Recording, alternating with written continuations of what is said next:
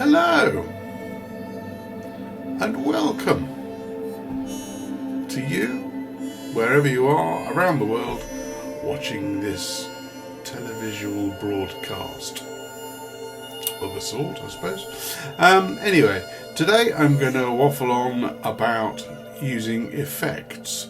So, delay and reverb are the obvious ones, the echoey ones, and modulation, the chorus and flanges and phasers and all the other weird stuff in between. I'm also going to talk about using compression, both as a control and sometimes as an effect, to give the impression of loudness, extra volume.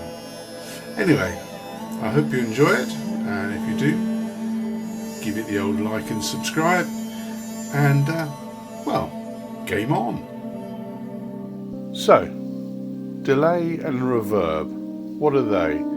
Well, delay is a naturally occurring, or can be, in my case it's not natural, obviously, it's created electronically.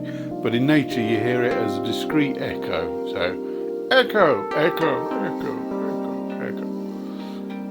Reverb, or reverberation, to give it its proper name, is lots of little delays all mushed together to make an ambience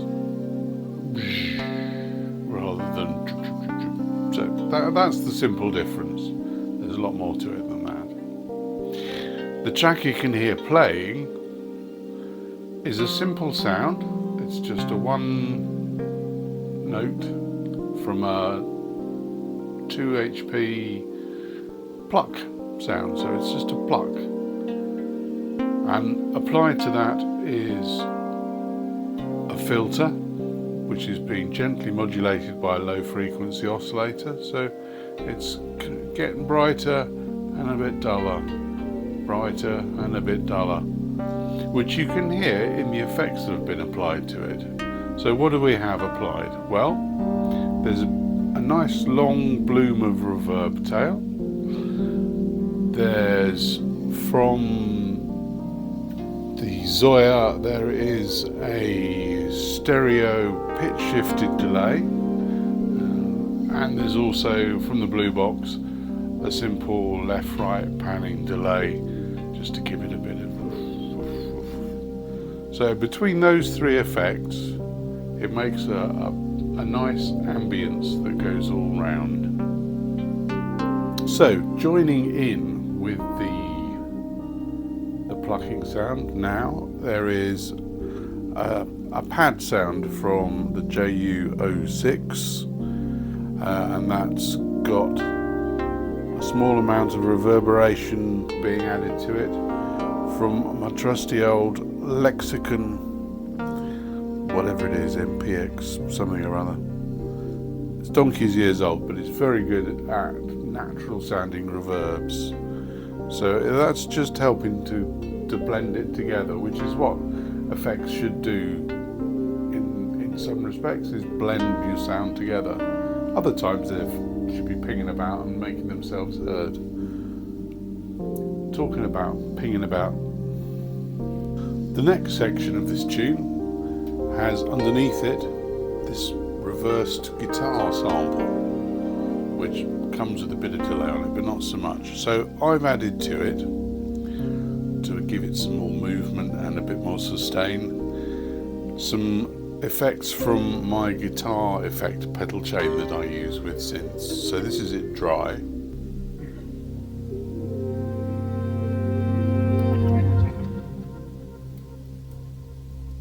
And this is it added with the effects.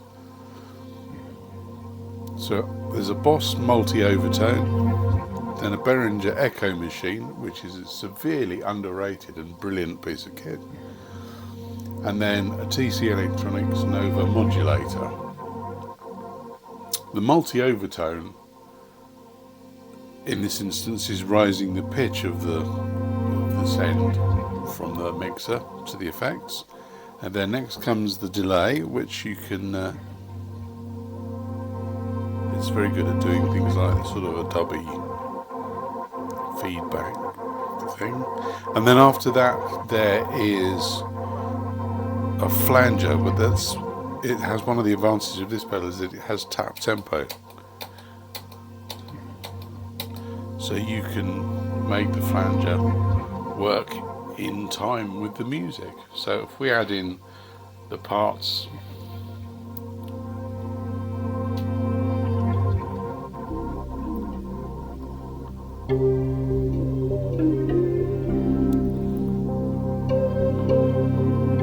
you can hear it all blending together, hopefully.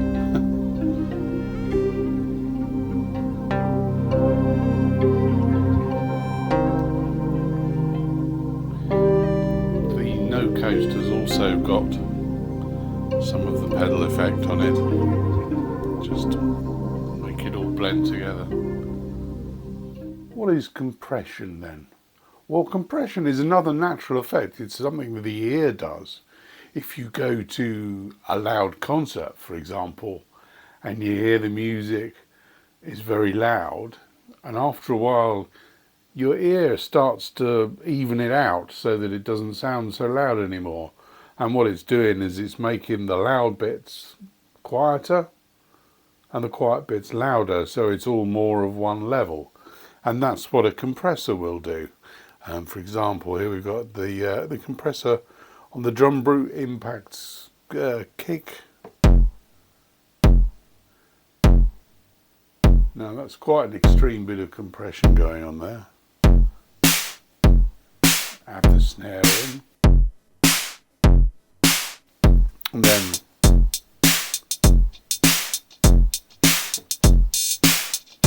you can see on the drama compressor that on this channel we're looking at, that's the overdriven volume, and over here, and that's the amount of compression that's happening. So when it goes in that direction, it's reducing the volume.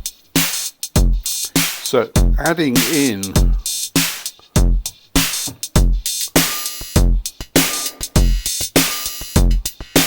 that's the modal cycles, which is just a stereo output. So that's on the nano compressor up here. You can see that, in fact.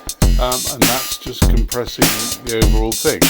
So having individual outputs on the drum brute means you can individually affect things.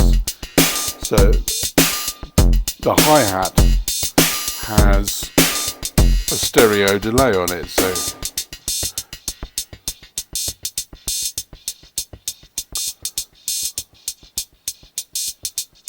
which is the same effect pedals, so you can hear that it's got some modulation going and it's ticking backwards and forwards. So it adds a bit of movement to an otherwise static sort of a drum pattern.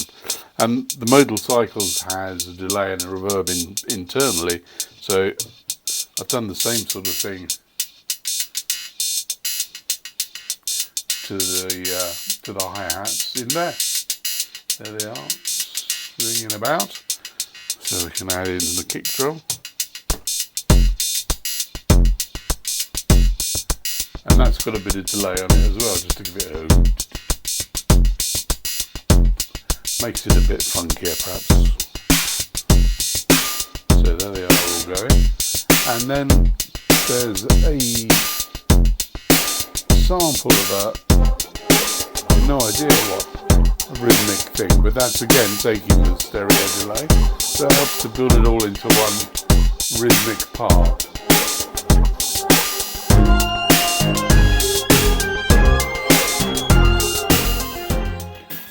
Well, that's it for this episode. In part 2, I'll cover more about the swishy wooshy world of modulation,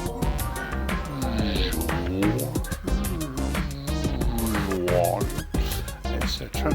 And also a bit more about using compression not as an effect but more by way of controlling sound and of mixing with compression.